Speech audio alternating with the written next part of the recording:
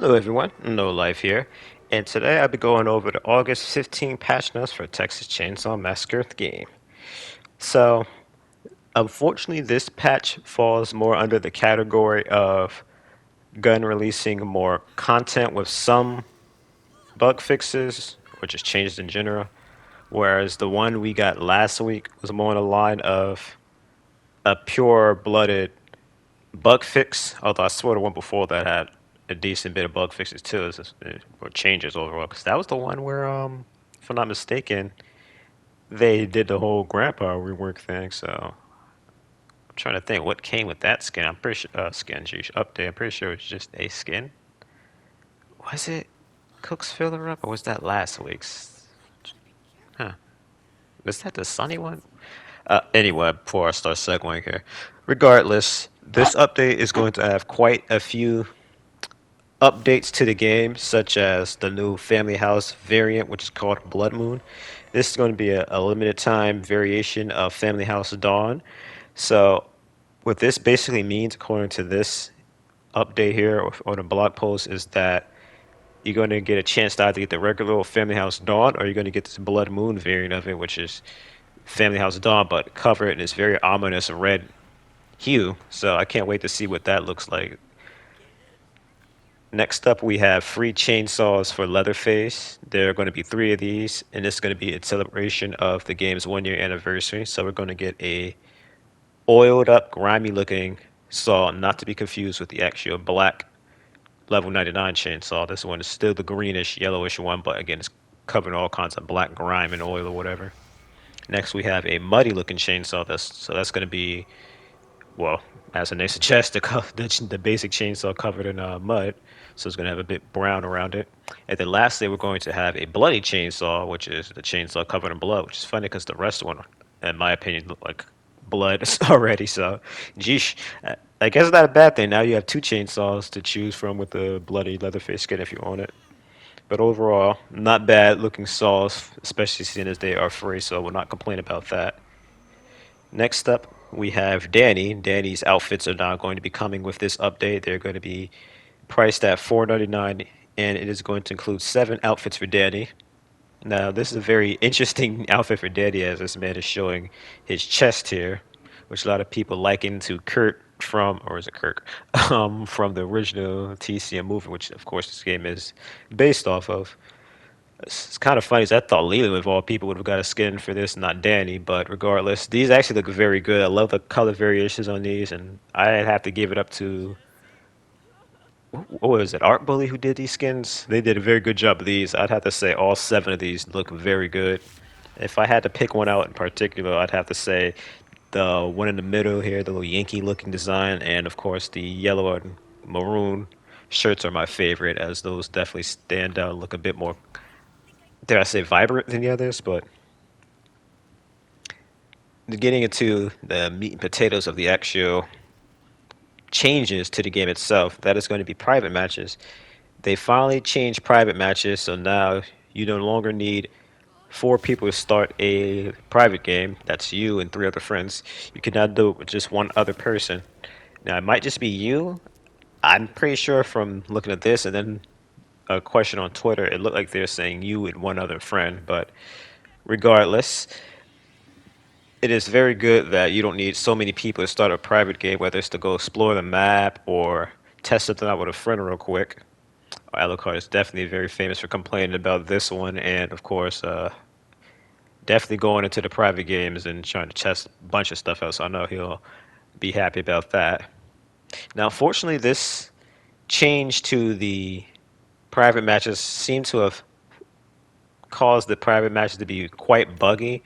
I'm looking at a lot of stuff here that appears to be issues that may occur when you go ahead and get into a private game, such as screen lockouts and crashes, which require you to go ahead and have to restart the app to go ahead and fix. So hopefully they fix these issues sooner rather than later instead of giving us a list of workarounds for all of these things. But with that being said, the rest of these changes are a bunch of bug fixes to museum mode, ranging from the screen slingshot, and when you look around at crouch victim. I'm guessing when I say crouch victim, I mean like the little mock-ups or whatever the heck you want to call them during museum mode stuff where you could interact with hiding spots. We did have some issues with the blood on the mill night. Apparently, there is some textures with the blood in the mill looking a little more vibrant than they should. Puddles on the mill looking bright silver. Again, it's just nonsense. Basically, you're really only checking into this update just for the blood moon and the free skins or all that because there's really nothing major that's being changed about that. So that's very disappointing. I was hoping this might have finally been an update where slippery and rough cut gets fixed, but I guess we'll have to tune into next week where hopefully we get something a bit more substantial. I'm not even necessarily hoping for any new characters or victims or anything like that. I guess that's a little too soon. As we're going to go ahead and segue on over to the next part of this video here, as this would be a good old 6 minute video if I stopped it here. So I'm going to go ahead and go over the news that Gun released last week that I kind of skipped over because of the last video I put out, but that is going to be the content pass. Last week, Gun announced that they're adding a content pass to the game. So for the low price of $19.99, you will now be able to get over $45 worth of content, starting with a new victim and family member, and a early access to the new game mode titled Rush Week. I have no idea what this mode is going to be. There's been some people that speculated it's going to have something to do with a pillow fights and mentioned that Rush Week has something to do with college frats or fraternities or whatever. It could be a good old 1v4 mode, or some people suggested maybe a 1v3, as it has been mentioned that this new Russia Week mode is going to have an exclusive map to it. So I could speculate all day on what this could be. The best thing we could really do at this point is just wait for them to release more info. As this content pass here, which is noted to be phase one, by the way. So I'm going to assume that they have even more content stretching past December, like Wes originally mentioned in his tweet.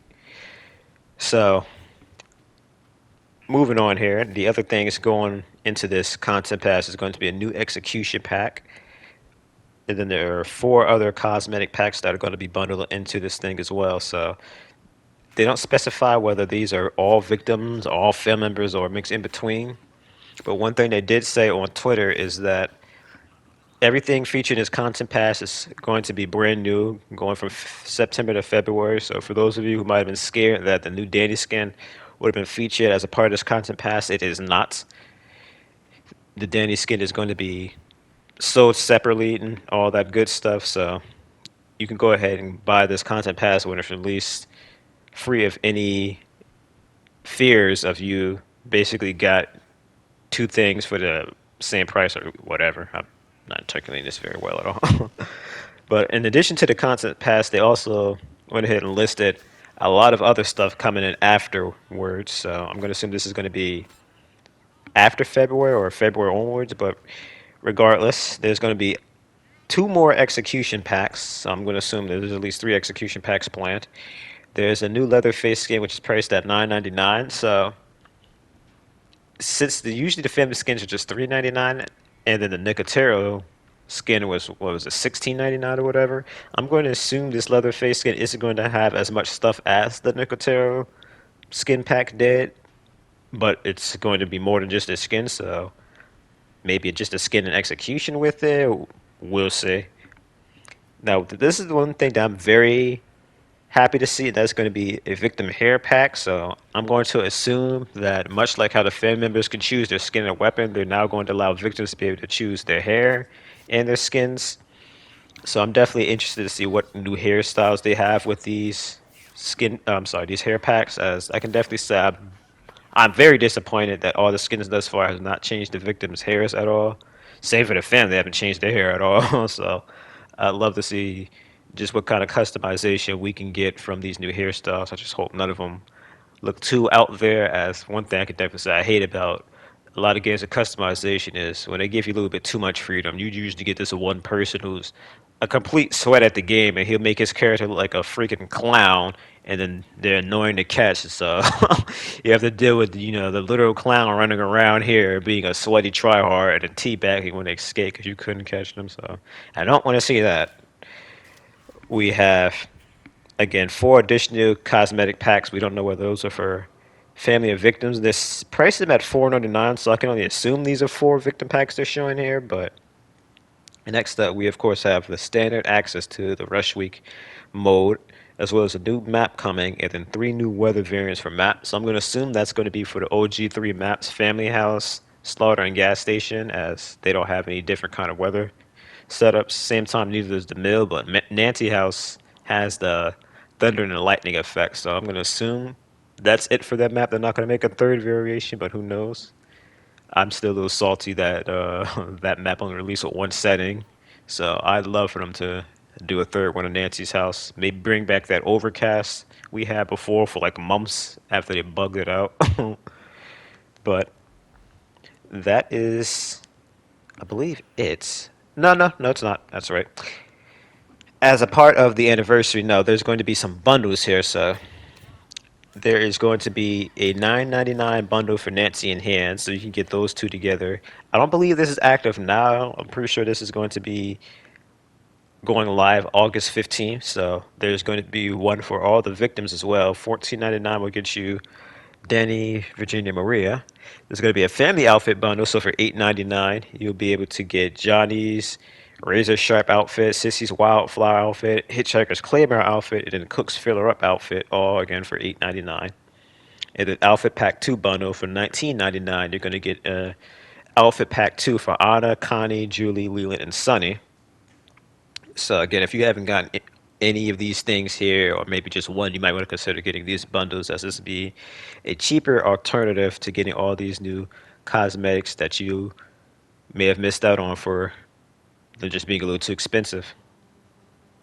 So that is going to be it for everything that's going to be coming out August 15th. Although I definitely wanted to go ahead and point out some patch notes that someone posted on one of the discords I follow.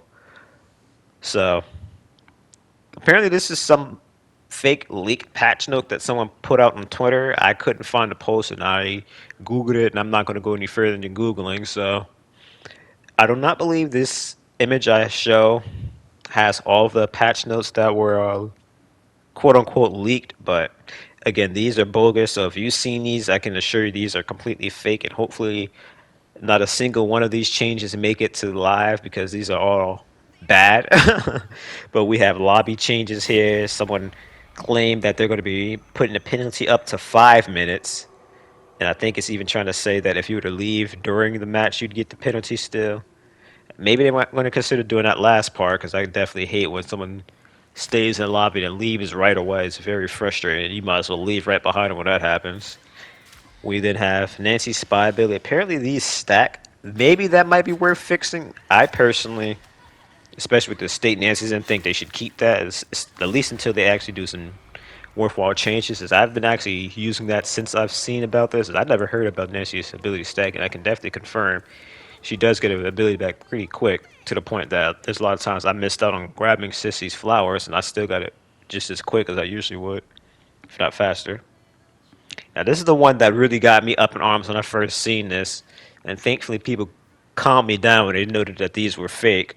And that is that Hands will not be able to rip stall any of the stuff that Danny tampered. If this came to life, man, I don't know. That might be the straw that breaks the camel's back and gets me to stop playing this game. Because it's already annoying enough how many people are starting to use Danny again, forcing me to use Hands, because now all of a sudden no one wants to use Hands when I'm in the building. So I personally find Hands pretty boring to play.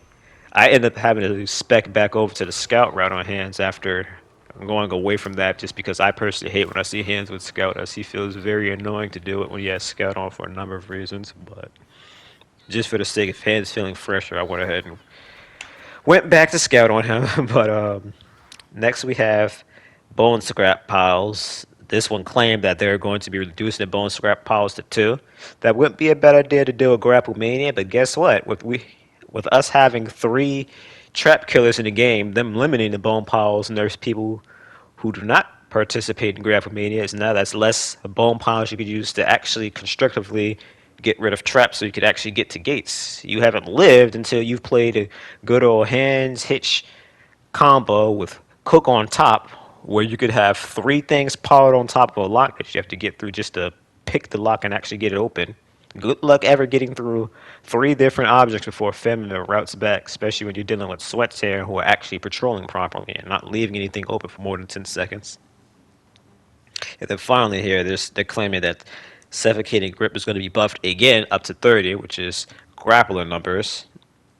25 already feels crazy enough. 30 would be ridiculous. You would definitely never lose a grapple with the family. I mean, that'd be one way to stop victims from wanting to grapple so much anymore. But I think a better solution would be simply to revert the stupid chip damage thing and simply make it so you only receive chip damage after you've won the grapple, like we suggested all along. But this is finally it. There's nothing else for me to really cover here, so I'm going to go ahead and end this video that I've managed to extend by another 10 minutes here. But thank you guys all so much for watching. And as always, if you haven't already, get a life.